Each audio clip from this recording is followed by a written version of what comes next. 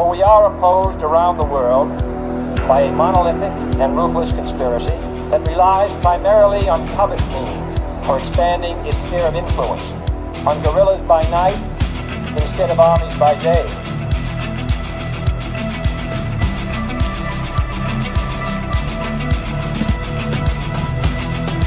On infiltration instead of invasion, on subversion instead of elections. If I were the devil, I'd take from those who have and give to those who want it until I had killed the incentive of the ambitious. Violence and vandalism is being led by Antifa and other radical left-wing groups who are terrorizing the innocent, destroying jobs, hurting businesses, and burning down buildings.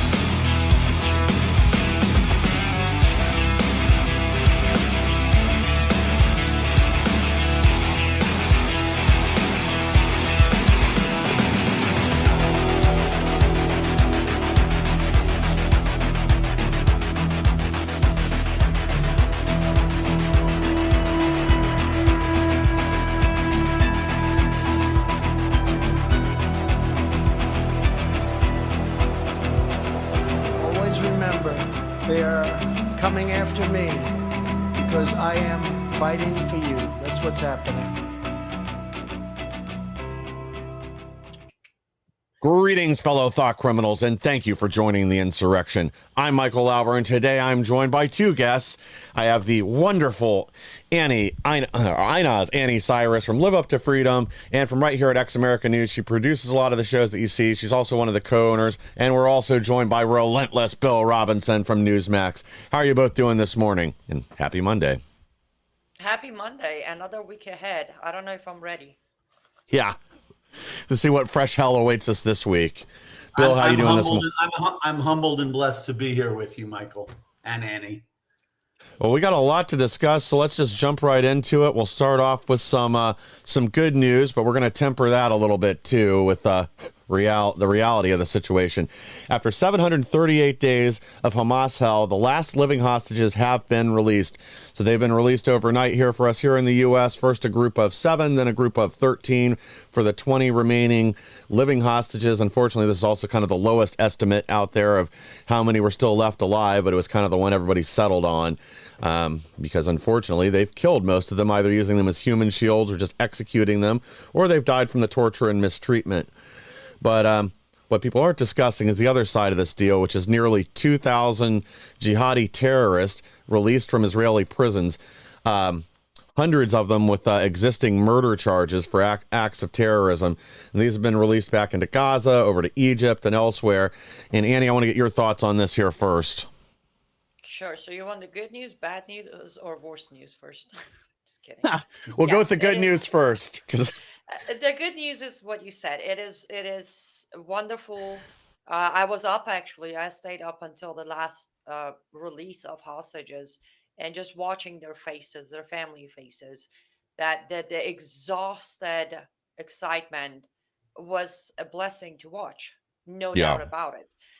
Every single one of these 20 could become 19, 18, 17, 10 within weeks. One of the hostages, unfortunately, who went from the alive list to the deceased list, died of a starvation literally a day after ceasefire was called, which was last Wednesday.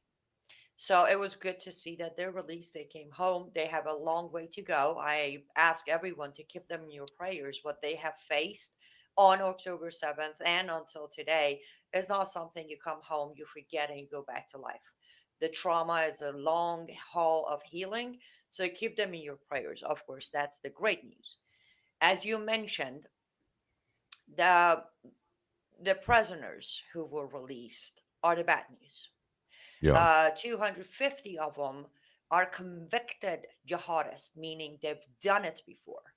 One of the prisoners released was convicted with almost 200 Jewish blood on his hands. He's not going to hesitate again. And though they were spread, some were, based on the report, some were sent on West Gaza, some were sent to Egypt, some were sent to West Bank, that doesn't mean they're exiled and they're done. We've seen historically what happens to exiled jihadists like Khomeini, who later took Iran, Yeah. or like MEK, who later became the infiltration of Republican Party in America. So just because they're exiled, it doesn't mean they're not going to kill more people. Well, I mean, even look at Unfortunately, the people released from Gitmo. How many of them went back out to attack us again? exactly. So that part is the bad news. The worst part is phase one wasn't even complete, Michael. Phase one was for all 47 hostages, 20 alive, 27 dead, all of them to be released. Hamas is still holding on to the deceased. They have confirmed they will release four more of them in about 35 to 40 minutes. That should take place. They're going to be left with 23 more hostages, deceased hostages, to continue negotiating. So it's not even correct to say phase one completed. It's not. Phase one was for Hamas to release all hostages, alive or not. And then in return, Israel will release 250 convicted murderers serving life sentence and 1,700 prisoners taken since October 7th. Now, a lot of people are saying, well, the 1,700 isn't too bad. Keep in mind, these people weren't just picked up for being Gazans.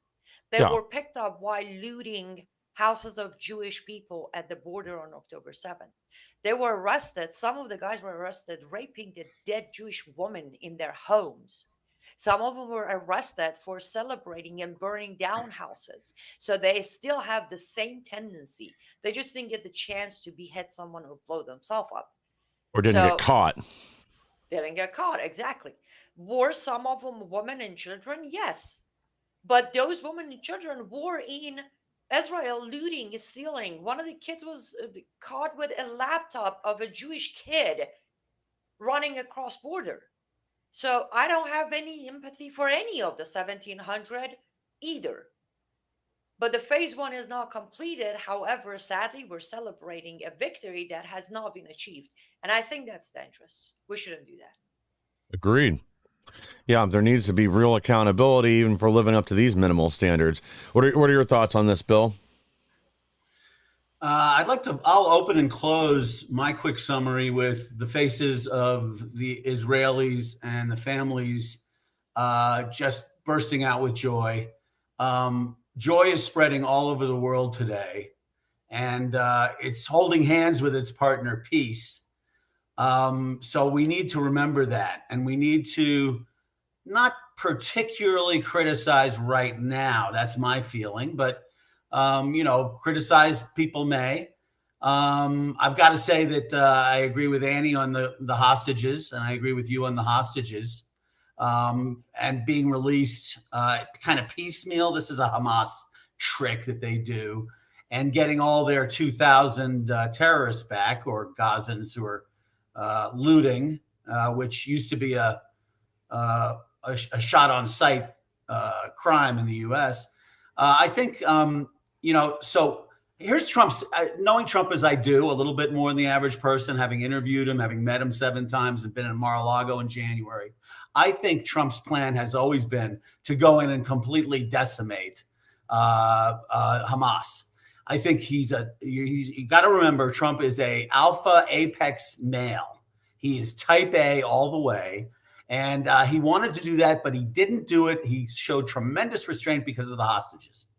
And I think once the hostages are back, if Hamas fails to disarm or fails to leave, I think it's going to be hell to pay. That's what he was saying originally. And a lot of people are disappointed in him for not doing that immediately. Well, he's playing a long game here, which is unusual for him. And I think he's going to go back in there and take out Hamas entirely if they do as they always do, which is not adhere to the bargain they've just established. So I really have no problem for now in giving back 1,700 or 2,000, whatever it is, mental defectives, because this is much different than, say, Obama giving up 6 of the world's worst terrorists in exchange for Bo Bergdahl, which is a story I broke, and then sending out a bunch of troops looking for Bergdahl, where 40 American military men were killed looking for this traitor.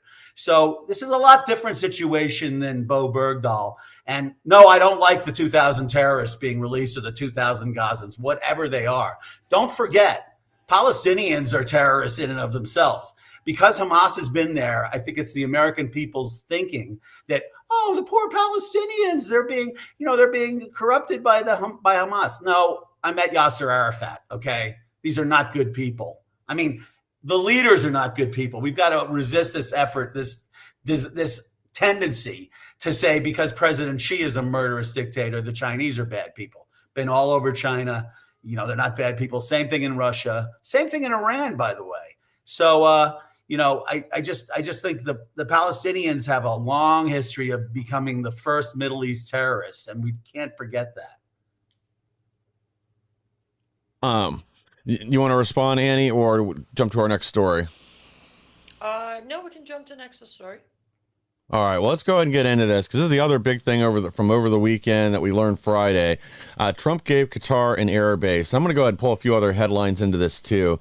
U.S. to train pilots from Qatari terror state that harbored Hamas leaders in 9/11 mastermind. And we also had this tweet from Congressman Mike Simpson. Unbelievable. Fantastic news for Mountain Home Air Force Base as Secretary of War just announced that the Pentagon has agreed to host Qatari F-15 fighter jets and pilots here in Idaho. This development is beneficial for training, enhances our partnership with America's allies, and strengthens national security. And there's pictures from this agreement being signed by Pete Hegseth with, I just blanked on the Qatari's name, but doesn't matter. But yeah, I mean, this is disgusting. We certainly don't want to be training our enemies, especially looking at what's happened with Qatar. We also know another story I didn't get a chance to grab this morning is there's direct links to them funding and assisting with Hamas moving these hostages around for the last 2 years. So I don't understand this outreach to so many of these Middle Eastern dictators, whether it's the new president of Syria, former ISIS and Al-Qaeda leader, or this outreach to Qatar. It doesn't make any sense when they're stabbing us in the back, left and right, and then we're giving them access to U.S. military bases. Well, let me start by what a lot of people have found as the shield. They're not getting a base. They're going to be inside our base. They are getting their own facility inside the Idaho base. Yes. Which means they will have their own facility. Even I'm going to play along and say, for sake of argument, okay, they're not. They're just coming for training. Number one, as you said, there's a long history. The first report you put up is my own Substack. People can read it. I have the receipt there that Qatar has a long history of funding and harboring jihadists. The major ones that Bill was talking about that is different from the Palestinians today. For example, the second one, Jihad Watch, you put up, the pilots they're referring to, it's mentioned on my Substack too. KSM, which is Khalid Sheikh Mohammed, KSM was the mastermind behind 1993 World Trade Center bombing, and then he became the mastermind behind September 11. How did he survive from 93 to 2001 was when the CIA contacted Qatar government to let them know we have located him, heads up, out of rules of engagement, we're coming to get him. Qatar government moved him safely out of Qatar. Yeah. And then they allow him back in Qatar, traveling through Qatar to get to the pilots who were training in Afghanistan. So it's proven, even if they're not getting their base, even if they're just here under our control, they have proven to be two-faced people. And it's the same government, so nobody can say, well, it was the old government, the new government is moderate, they're good people, as you said, evidence of just now supporting Hamas moving hostages, instead of calling US and say, hey, I know where your hostages are, send rescue and get them. They kept helping Hamas hide the hostages. Now, I'll give you another example. On December 6, 2019, a Royal Saudi Arabia Force pilot walked into our naval base in Florida Using his Glock, he killed 3 and injured 8 servicemen in our base. He was here for joint training from Saudi Arabia, our other great ally. Yeah. Later, FBI put out information that he was being monitored as a radicalized Saudi years before his arrival in that joint training was approved. So, evidence shows, base or not, one room or 10, it is not a good idea to trust Qataris, Saudi Arabians, Turkish, anybody of these Islamic jihadist countries to be allowed to have access to our servicemen, servicewomen, and bases in America. It's just a simple 2 plus 2. But Yeah. why are we bowing so far on the Trump administration to Qatar? Because this isn't the first move. And by the ways, I am aware the talks started in 2022. I'm aware of that. But people need to realize a lot of talks in history of human has happened. It's not about where it started, who started the talks. It's about who signed the paper. And as much as we want to constantly defend President Trump, his administration signed the pass to the base in Idaho. I don't care who Mhm. started the talks. Remember how we all said, yes, President Trump signed a deal with Taliban to give him Afghanistan back, but Biden made a disaster out of it. So we need to apply the same rule here. Yes, Yes. Biden regime has started offering a base to Qatar, but President Trump administration signed the access. And it's a dangerous move, very dangerous move. Well, They have extremely. access to our F-15s that they own. What happens if one of them is radicalized and decide to grab one of those F-15s from Idaho and come attack us? So something else We're- interesting on that I learned over the weekend, Qatar and Israel are the only 2 nations that don't need access codes from us to fly their F-15s. Other nations that we've given them to, including friendly nations like South Korea, have to well, I don't know about call, somehow reach out to the U.S. military and get a lockout code just to start the jet every time. But for some reason, we don't have that same fail-safe in with Qatar. Israel makes more sense, and at least they're probably not going to launch a massive attack against us. But and then one other item I want to but if a Qatari decide to launch an attack on us with F-15, and there are enough Candace Owens out there to blame it on Israel. Yeah.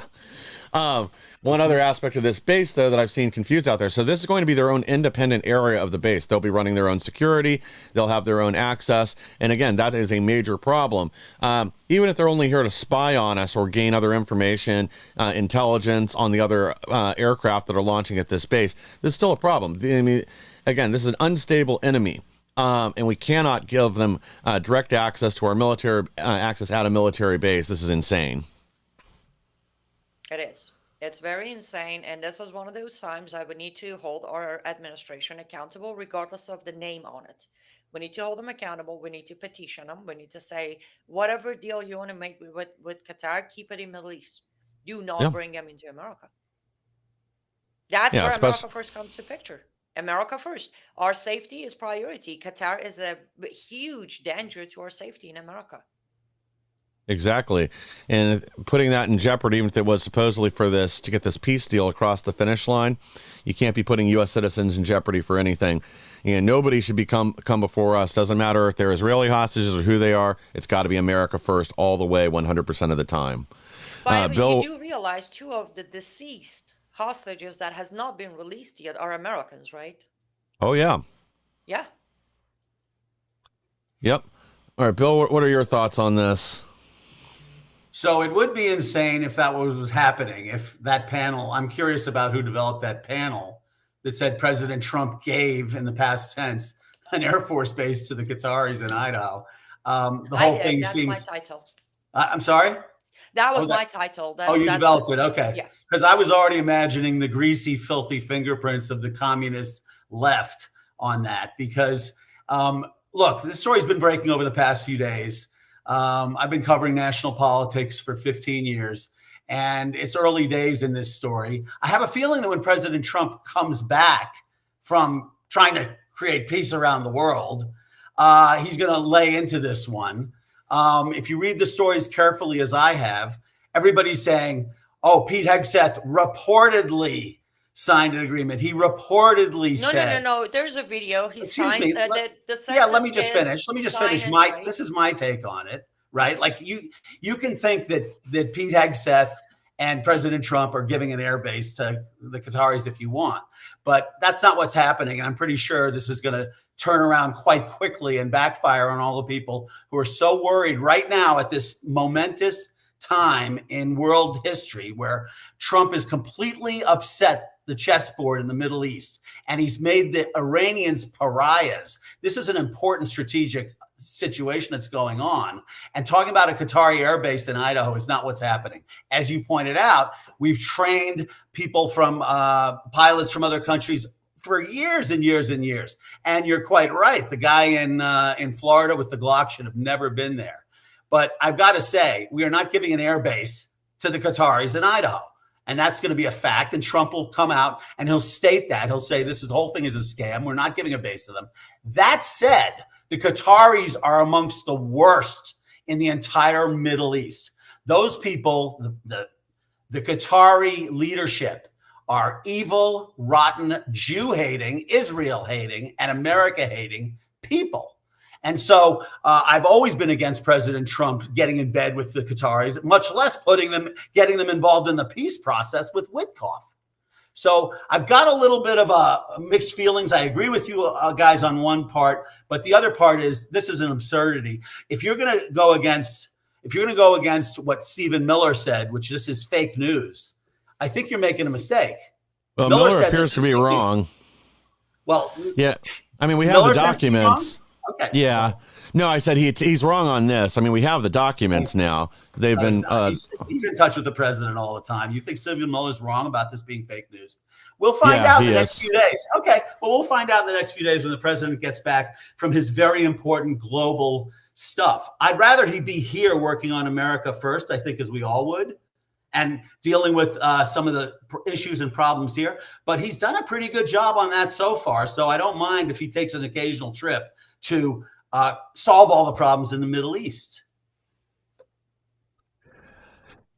All right. Yeah. Do you want to respond here real quick on this? And then I will agree with you, Michael. We have, well, it's not even the document, the video of sign and trade, like the exact sentence Hegseth said is sign and trade because they were trading after the agreement after signing. Would it be possible that when Trump comes back from Middle East, because of the heavy backlash received, they might backtrack it? Yes. As of this moment, though, on Monday, October 13th, 11:30 or 11:20 Eastern time, the agreement has been signed. Will they backtrack it? Maybe. But we can't deny what was signed, saying he will come back and fix it.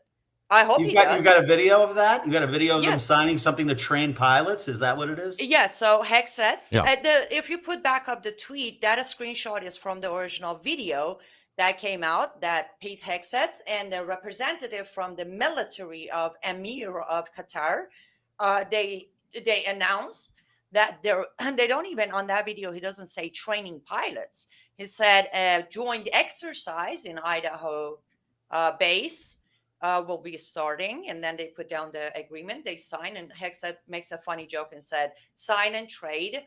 They trade the paper, the document, sign it, and room claps. And the representative from Emir of Qatar says it's an honor to have this opportunity to be doing joint exercises and trainings in the United States of America. Well, it does say host. It says host Qatari pilots. That's what I started with, Bill. I said, okay, let's say that our agreement is to host them and give them a small facility inside our base. But they still have access to our F-15s without a requirement of code. Here's the thing. I want to make something clear. One thing is my hands are actually pretty clean. I have done 10 years of investigative journalism. I have been acknowledged by many major outlets out there as one of the rare unbiased reporters there is. During 12 days of Israel-Iran war, I was ranking number 3 on Substack, and I had 2.7 million traffic on my Facebook solely based on a speedy, accurate translation and reporting. I don't do clickbait. I don't do fake news. I don't do any of that because I don't need to. what I reported on that day was exactly what was reported through Pete Hegseth video and White House. Again, I hope you're right, and I hope Trump comes back, realize there's a backlash from a lot of us, and say, wait, we need to revisit this idea. But as we speak right now, this is happening. We are endangering American citizens by allowing, as you said, Qatari pilots who are already trained. We're not bringing their cadets to just start pushing buttons. I don't know how we went racing to they're getting a facility, and then another gigantic step from there is we're giving them an air base, right? So that's what your panel said. We're giving them an air base. I don't even think we're going to give them a facility. It is access to an air base. Yeah. The facility inside the air base is access. I don't think we're giving them a facility. We're training. That's in the agreement. Bill, that's completely okay. We're training as some you pilots. said, this is my term. As you said, I could think whatever I wanted, and you can think however you like about this. That's right. Bottom line is, it is a dangerous and reckless act by, even if let's say for whatever reason, President Trump is busy globally bringing eternal peace, which is Jesus's job. But Hegseth didn't even run it by Trump. Hegseth just did it. Let's say that's the sake of argument.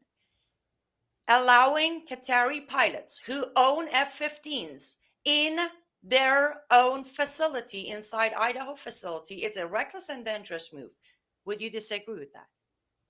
No, I wouldn't disagree with that, but we have to first confirm that that's what's happening. And I'd also like to point out, I'd also like to point out that F-15s are being phased out. It doesn't mean an old plane that has arms on it is not a threat to Americans. But right now, talking about threats to Americans at home is just not productive. It looks kind of bad when everything is going so well, and it's part of the Iran, the Epstein, the Ukraine, all of the ways that the left has been tearing Trump down. And unfortunately, some Christian conservatives are going along with that and jumping on that bandwagon. So I'm just saying, let's wait and see what happens. Okay, let's wait and see what happens. But that's if you get familiar with my work, Bill, that's exactly my work.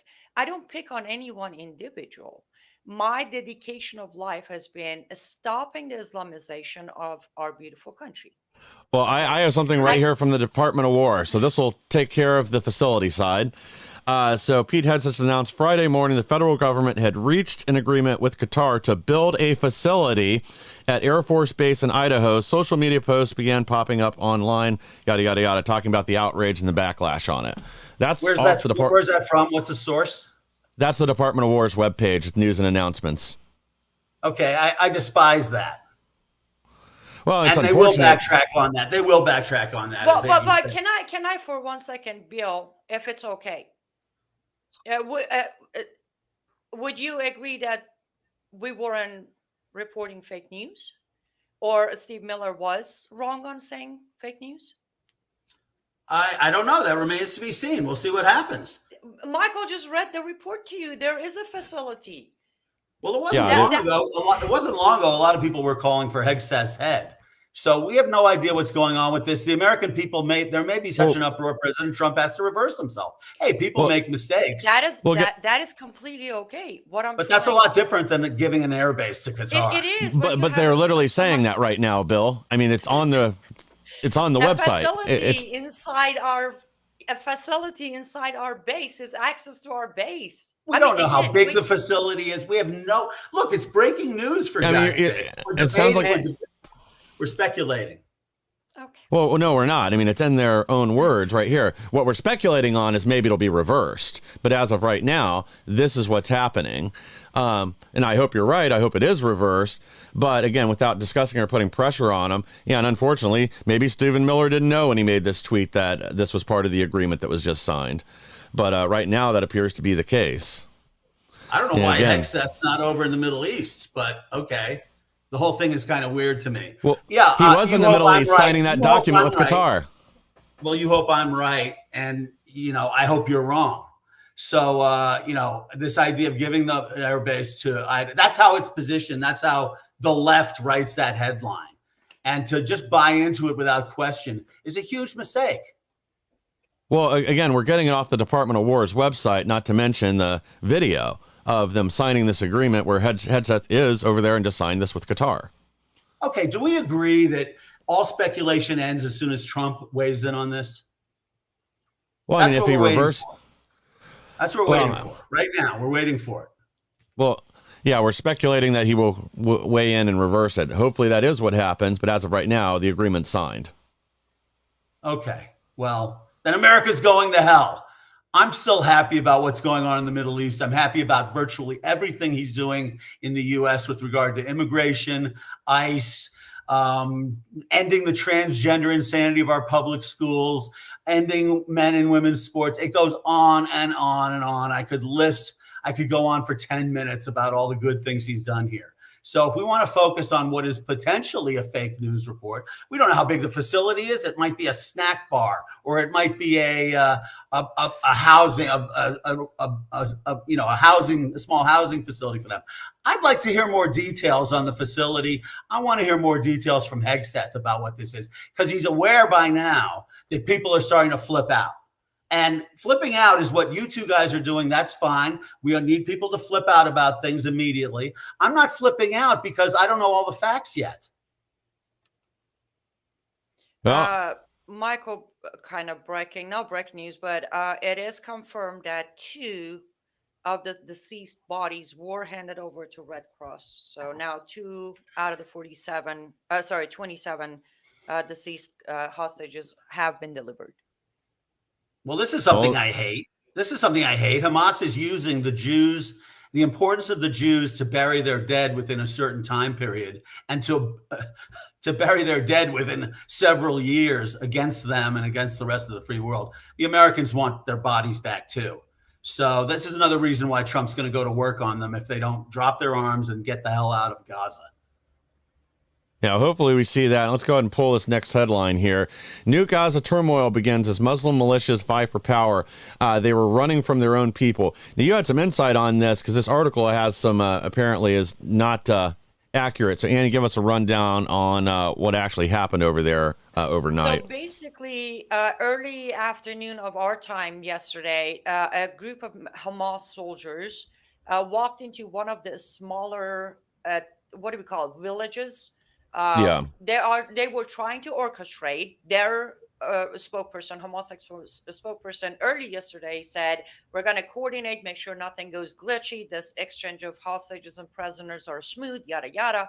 Under that report, they walked into all the close to border villages to make sure everybody's disarmed. Not Hamas soldiers, the other people of Gaza areas. This specific village, the people refused to disarm themselves and give their guns to Hamas. So that's when the shooting started. Last I checked, probably 4 hours ago, about 36 or so of the villagers were killed. And in return, they killed about 3 Hamas soldiers. So it wasn't technically overpower in Gaza. It was Hamas trying to disarm.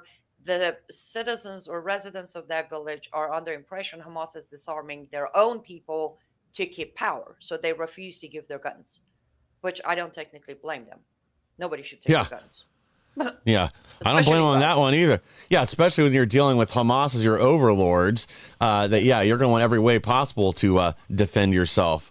And mind you, in general, aside Hamas, there's only one more militia, Islamic militia in Gaza, whom originally a few months ago, they actually officially reached out to White House requesting power, saying, "Hey, we're willing to play with your games, rules. Let us take over when Hamas is disarmed and removed." They were not answered. They were not, contacted. But in general, there are no militia or militia groups in Gaza or Palestine. It's just Hamas and that other, which the other armed militia is basically, you see them in a lot of videos and pictures when the Red Cross aid trucks are passing by, they escort them into Gaza border. Then Hamas comes and steal all the aid, and then we repeat again. Not saying they're good people. That's not what I'm saying. I'm just saying there aren't enough militia groups to start a war over power right now. So that's what that would be, fear mongering, fake news that would be spreading around. Don't believe them. There aren't that many militia groups in Gaza to take power, and Hamas is the only one. I've heard Hezbollah is still there. Is that wrong? Hezbollah is from Lebanon side. No, but I Yes. heard there's some in Gaza as well. They Is that did wrong? join 2 days ago. A few of their soldiers help again to help with the you know how our troops showed up just to help with the transition, the exchange. The same thing Hezbollah said, they're sending their soldiers to help with Oh exchange. boy. Basically, the tensions were very that one side or the other is going to start shooting, so they brought help. Israel brought the American troops, even though it was very clear that we are not engaging, they're not going to engage, but it was just that reassurance or that fear toward Hamas, like, you step out of line, we got Americans. Hamas did the same thing. Idea, if you step out of line, we got Hezbollah behind us. So yes, they were there, but they weren't in numbers per se. It was a pretty tense scene when the first car with the 7 hostages arrived. It was tense, very tense. Yeah, as all sides at this point are waiting for something to go wrong, and then things can get stirred back up. Unfortunately, as we've seen. Now we'll see if Hamas sticks to their agreement and releases the rest of the deceased by the end of the day. But I hear they've already pushed that off further for a number of the deceased. Well, they confirmed 4 are for sure. Now, Hamas spokesperson excused, it is hard to gather all the cascade. I don't know what that means. Like, why? If you have them all in the same place, like, what is he saying? They have to go search for bodies? That's a lie. Which Netanyahu in return said, we will send our own people to find those bodies if that's what it takes. Yeah. And I was like, I honestly, that's a good idea. There's a ceasefire. Let IDF soldiers come in, whatever far they need to go, and pick up every single body and drive them back. But we all know it's a tactic by Hamas. They're buying time. But they are going to release 4, and 2 of them were, as I read to you, 2 were delivered. So hopefully 2 more are going to be released by end of today. Well, we should say local time end of today. It's already 11:40, almost 9 p.m. there. Yes. So end of the day is there already. It's dark already. So but they haven't given an estimate of when the rest of them will be released. That has not been mentioned. Now, I should also be clear, on the other side, Israel or Netanyahu is withholding about 1,200 of the prisoners. They are at the border present, but he's holding the 1,200. It's like, I'm not releasing all of them. The 250 murderers were released, sadly. Another 500 of the civilians were also released, but 1,200 are being held until the deceased bodies are delivered. Good. Keep them until they actually live up to their end of the bargain. I mean, they've already violated. They already, had to ask for an extension from the initial 72 hours when the clock started for the delivery today, and promised everybody would be delivered by the end of the day today. I don't think anybody on any side thought that was actually going to happen, but I would have expected more of the deceased to be handed over than what happened so far. All right, guys, we do need to take a quick break here from our sponsors, and then we'll be right back with even more. Well, hello, everybody. It's Annie Cyrus. Welcome to my art studio where all the magic happens. This is the station for painting, and that is the station for all the resin art I do. If you want to check out my art, all you gotta do is go to lutfstudio.com.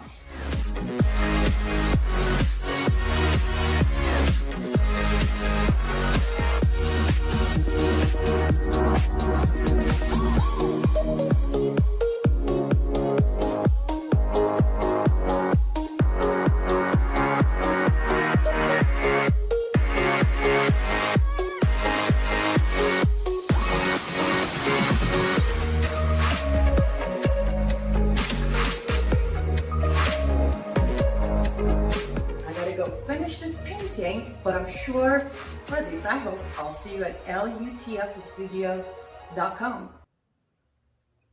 Thank you for staying with us. And again, the best way to support our program and all the great programs here on Ex American News is by supporting our sponsors.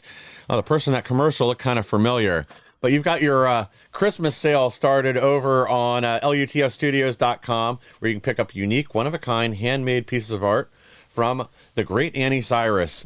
And right now, if you use code insurrection, you'll get an additional 10% off for a total of 40%. You also take custom orders, correct? So they can reach out to you on the website. Do you see an item right there? You love the shape of the item, the style, but yeah, hate the color. You can go in, ask for a replacement, or ask for just something else in a totally different style. She'll get back to you with a price and approximate delivery time and everything else. So again, if you want to own a unique, one-of-a-kind, handmade piece of art that'll become a treasured family heirloom, go there right now to lutfstudio.com and get yourself or for your relatives, wonderful Christmas gift at a discount. You also have a line of jewelry and other items on there that are not featured in your commercial that have been since added. Anything else we should mention? No, the only thing is we are running low on a stock actually as far as our Christmas ornament and most of our Christmas gift items are. So if you go in there and you don't find something, as Michael said, just message me. Inventory will be coming as fast as I can, but don't give up. Don't go buy it somewhere else. Just hang tight. I will be restocking all of the ornaments, Christmas decorations, and Christmas gifts. That's right. There's 2.5 months to Christmas. There's plenty of time for things to be delivered still. Yes. Let's go ahead and jump into our next story here because we've already kind of touched on this. But 200 U.S. troops in Israel to monitor ceasefire as IDF withdraws from Gaza. And there is a lot of concern on whether these guys are going to become targets or not. And again, that's kind of my main concern, especially, again, if we have something that ends up being a coordinated attack against these U.S. military members that are there as observers. From what I've read, at least right now, they are not planning on arming them, which to me just sounds insane. Go ahead, Bill. Yeah, well, thank you, Annie. I never signed on to 200 troops being in Gaza. I would have liked to have at least heard it from the president. But that's okay. Like, he can't just share every detail regarding national security. Yes, Michael, it's clearly insane to send in our troops with no arms. That is, I pray that's not happening. I pray we find out, yes, they're armed to the hilt. So that being said, I guess there needs to be some force there. I wish it had been NATO or UN. Not that they're any good. Not NATO, obviously, but UN. Not that they're any good, or they would do any good. Their blue helmets are almost always laughed at everywhere they go. They contribute to more problems than they solve. So, but, obviously Hamas is just going to continue to be involved in, dragging their feet, lying about what they're doing, and not sending the remains back. I'm still nauseous at the mention that Hezbollah is in Gaza helping out. And this is something that I think Annie can contribute a lot to the conversation on, which is, Hamas is clearly in bed with Iran, but Hezbollah is a military terrorist proxy of Iran. So I'm just curious about, if Iran, if Iran wants to keep their meat hooks in the Middle East, they're going to, they may withdraw Hamas or allow Hamas to be devastated by Trump's forces, but they're going to try to keep Hezbollah around in there doing all kinds of horrible things, certainly in Lebanon, but elsewhere.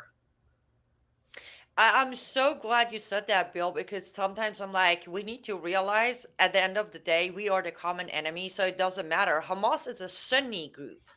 Yes, they get most of their trainings and weapons from Iran. However, they are creation of Qatar. Hezbollah is a Shia terrorist group created, funded, and trained by Iran. But look how they cooperate. They have each other's back. So it doesn't matter, Sunni, Shia, Wahhabi. When it comes to common enemy being the Jews, Israelis, and Americans, infidels, they don't hesitate to go back each other up, whatever the case might be. Now, I should say that our administration did approve of a $230 million budget for Lebanon government. For anybody who does not know, Lebanon just got a new leader. I'm not going to go as far as saying a good leader, because, most Muslim leaders have their own agenda. However, this leader is more of a Assad type of person, very much of a tyrant. However, not so worried about the Islamic side of things. So our government has approved $230 million budget for them to disarm Hezbollah in Lebanon. Is it possible? I don't know. But my point is what you just said, Iran's going to have to step up to help Hezbollah against the new government of Lebanon with their budgets. So is Iran going to try to stay alive and, tiptoe and play with us? They made it very clear this morning, no.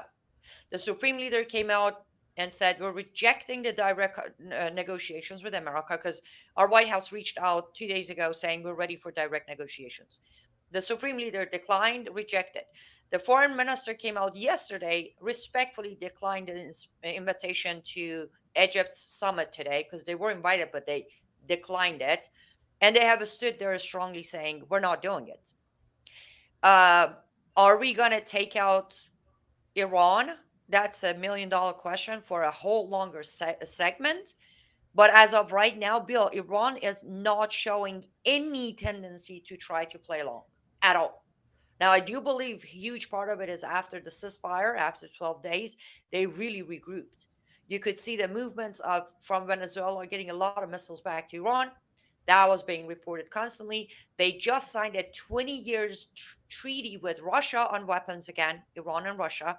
So I think they have what it takes to go up against the Israel war again. That's a illusion. They don't have what it takes to go for another 12 days. But Well, they Yeah. are thinking they have it, and they are ready to be the last man standing fighting against the Jews. That's where they're at. Well, I just want to say it because it seems so few people are saying it. The brilliance of Trump right now is something he referred to in his speech this morning from Jerusalem. And he has totally isolated Iran. When you have Indonesia coming into the meetings in Egypt, all of a sudden you've got some, well, this is a ridiculous term to associate with Iran, but there's a little bit of fear of missing out, a little bit of FOMO. They're being isolated. They're being turned into a pariah. And Trump, as he said in his speech, look, I saw very much this as part of my peace plan to bomb Iran and to disarm them in terms of their nuclear ability, because all of the allies I was going to before that were a little uncomfortable with leaving the Iran situation as it was. And so I think that shows not only 5D chess, but it shows him completely clearing the board and saying, I'm going to set it up the way I want to now.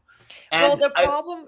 Sorry, go ahead. well, just one last point, and I want you to weigh in, of course.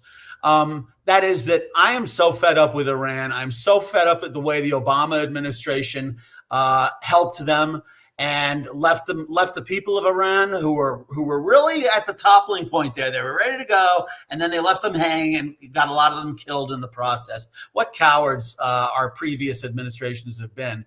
But I'm at this point where, like if we're going to use the CIA to go in and assassinate people like Pinochet in Chile, we're reaching the end of our rope with Iran and the mullahs. Well, it's about time we take them out. And I think, I don't know what your feelings are. You're Iranian. I want to hear them very much. But I think that if they're taken out, the Iranian people will rise up. And I'm hoping that's true. Well, to address the first part, the problem with Iran's regime is they're very used to being isolated. Remember that during the 8 years war of Iran-Iraq, Iran was very isolated.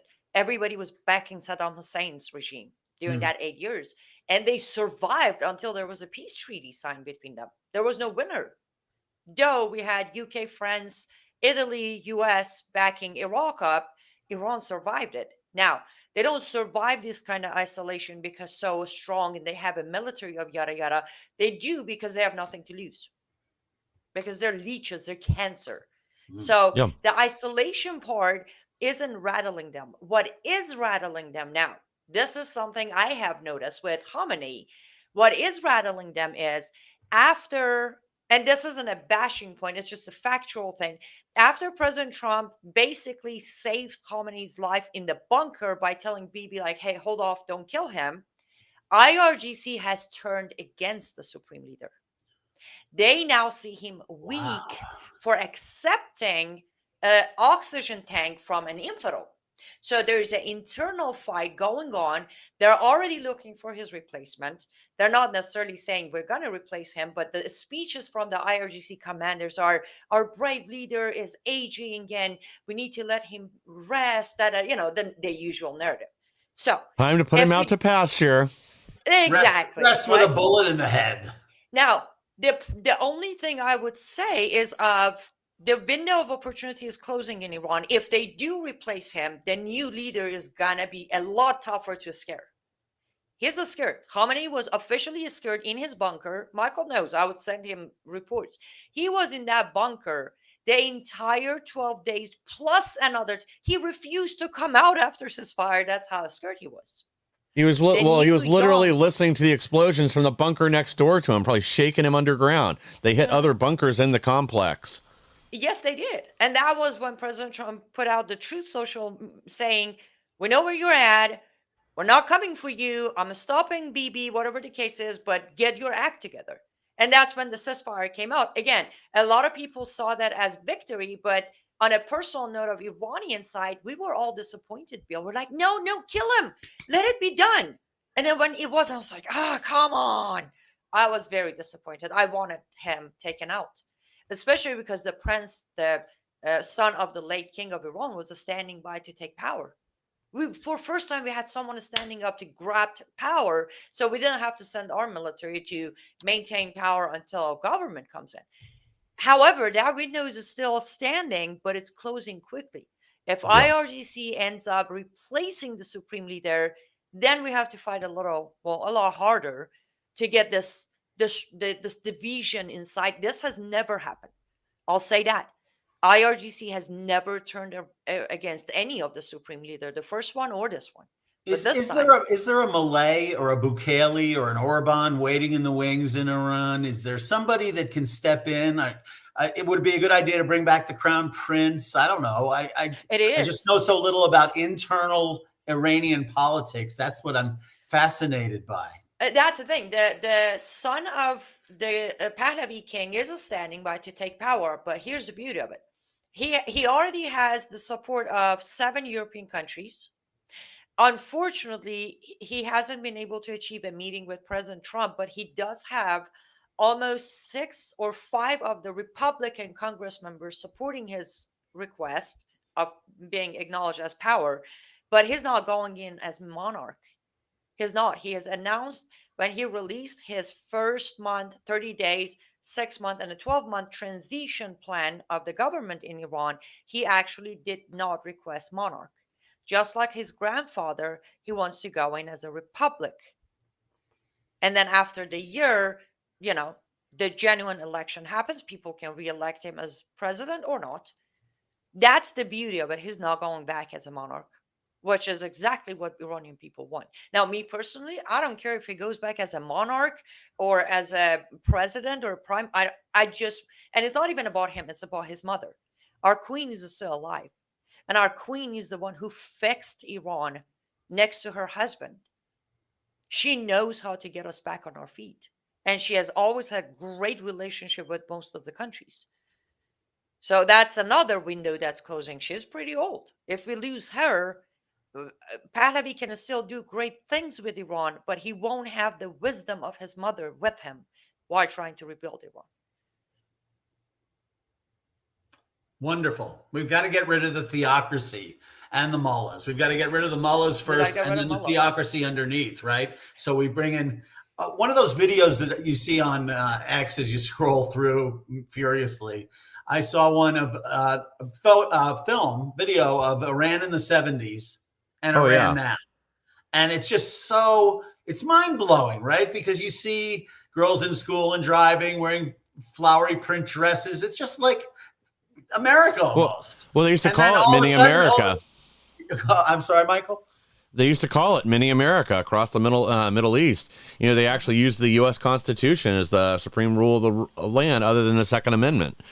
I mean, this was a beacon of hope, freedom across the Middle East until the revolution. Yeah, and you can see it, by the way, you can see the same before and after pictures about Afghanistan. Yeah. See Afghan girls looking gorgeous with long black hairs curled up, wearing gorgeous dresses on their ways to concerts, to a female singer concert. Yeah. And Trump sees this. He's got this tremendous vision. I know a lot of people say, oh, he's a builder. He wants to make money. Not true. I mean, if he can see out of that, if you've seen the obliteration of Gaza and Trump still has a vision for building it into something prosperous and businesses and vacationers and tourists, stuff like that. He certainly sees Iran and the potential there. Iran has so much potential. The people are so good and smart. And I'll pray for them all the time, and I'll pray for them every day, because I think Iran it's one of the last linchpins that we really need to handle, because if we take them out of the sphere of Russia, North Korea, and China, we've really accomplished something. And also, I have always said, first, let's take mullahs out first. Why? You take mullahs out, Houthis will fall, Hezbollah will fall, Hamas will fall apart. Yeah. One group out, you already deal with the rest of them. None of these three groups are going to survive more than 30 days without the mullahs. They're done. Houthis are gone within a week without the mullahs. 1 week. Well, exactly. Look what happened to Houthis during the 12 days war of Israel and Iran. They disappeared. They couldn't function because Iran was at war. That's how much they're tied to the mullahs. They can't take a breath without mullahs around. And all these other little Islamic terror groups, from Islamic Jihad to whoever else, Iran right now is one of the worst things they do is serve as sort of the bank or the clearinghouse for transferring of funds to all these Islamic terrorist entities. And they've got, which means they have their hooks in all of them. That's why we see them moving in unison, or groups that used to have a disagreement suddenly working together. It's because at the end of the day, they're the bank, they're the clearinghouse, they're the ones that can move money around to make everything possible, which again, like you see here with anything else, you control the money, you can control the people. Mm-hmm. Yeah, that's why I was very happy when European leaders finally put him back in place the sanctions. We need to do that too. I know President Trump's busy with like millions of things, but I'm like, forget about direct negotiation for now. Just push all the sanctions back. Let them strangle. Just put it all back. Tell them, you want negotiation? Here are our terms. Otherwise, sanctions will stay in place. Last time sanctions crippled them. 2018, 2019, 2020, they were crippled. They could barely survive. And then, of course, Biden came in and immediately within first week, he lifted all the sanctions. But we need to put them back in. That works. That the sanctions do work with Iran because they have to fund other groups. And when they don't have the money, they lose control. They become very paranoid that their own Islamic groups are going to turn against them, like IRGC has turned against Khamenei now. Well, for me, having 2 daughters and 2 granddaughters, I just got to say, I really feel for the women in Iran. I feel for them tremendously. And I went to the women in America and the rest of the world, the feminists in particular, although they're a smaller part of the huge consortium of women around the world. When do they step in and say unacceptable what's going on in Iran? And the LGBTQ LMNOP people, yeah, well, they're obviously out of their minds. But I think that there's going to be a transition from that kind of insanity to supporting other women, supporting other homosexuals, and just kind of obliterating the awful theocracy of Iran. So that's what I'll pray for. Yeah, I would hope so. Feminazis will never talk about people of Iran. Never. Exactly. That goes They're too against the indoctrinated. narrative. Yeah. I mean, again, like to you and I, it seems obvious, and you see some of these man on the street interviews, but no, they're not going to. They're not going to change. They're too indoctrinated. They think they're just oppressed people that we don't understand. They're not willing to look at the facts of the reality and make a change in their position. They're just totally indoctrinated. Yeah, maybe a few will change here and there. Something horrible happened to one of them when they were visiting the Middle East or somewhere. We see that a few times a year where, some douchebag hippie couple gets, macheted to death as they're going across the Pakistan in search of peace.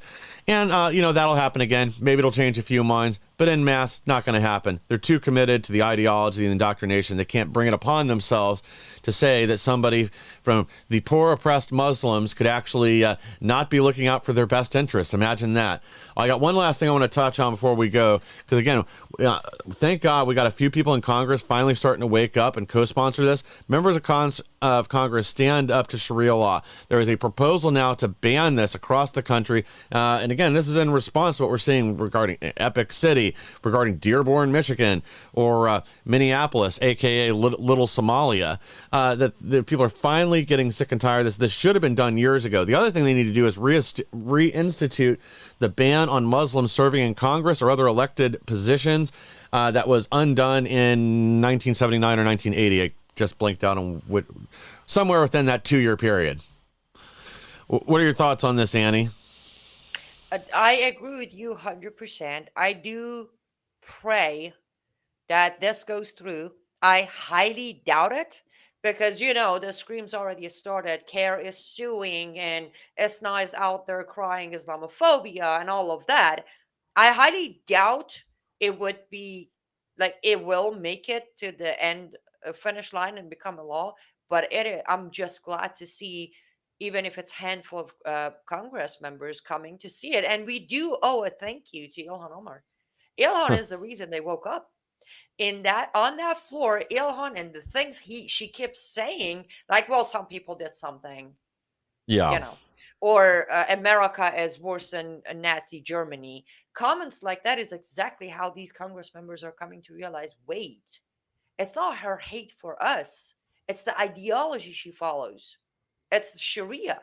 So I Yeah. do keep praying that, Lord, let this be, let it happen, and let us ban Sharia. And again, with that, it's a very clear path for Muslims. Are you going to follow Sharia? Here's your one-way ticket to your choice of wherever you want to go. Exactly. Or are you going to finally assimilate, become a proud American, and join us? That's the only way to end this. And we can shut down all, what do we have? 1,600 or so mosques across America. Probably more than that now. We can turn all of them into beautiful 1 to 2 bedroom apartment complex for our veterans. Perfect. Or they can do what they did with the one I was telling you about when I drove up to Michigan the last night, where it's now a giant flea market. This mosque that used to be in Toledo has been converted to a giant flea market. Yes, that would be fun too. Bill, any closing thoughts before we wrap things up here? Yeah, I'll be brief, or as brief as I can. I'm all in on banning Sharia law. I'm pushing all my chips in, everything I got right on the table. And what took us so long? Yeah, no, this has got to pass. I understand Annie's it probably won't, and I agree it probably won't, but it's got to pass. I don't care that it probably won't. Trump needs to get behind this in a big way. Part of America's problems over the last 50 years has been the Islamization of this country. And Omar needs to be sent back to walk the dusty streets of Mogadishu in a burqa. And she should have been deported long ago. Let's start the immigration court proceedings. She should be stripped of her congressional seat. Keith Ellison should be removed. Rashida Tlaib should be removed. I don't know what Ayanna Presley's problem is, but obviously she's mentally ill. So we need to start removing these people from Congress. There needs to be a new amendment or something. I guess we have the 25th Amendment, but that's only for the president. So in any event, really wonderful to hear more about Iran, Annie. Thank you. Absolutely. My pleasure. Oh, yeah. Well, I want to thank both of you for joining today. And to our audience, I want to thank you for being here. Please like, share, and subscribe. Help us to grow so we can bring more people the news the mainstream media doesn't want you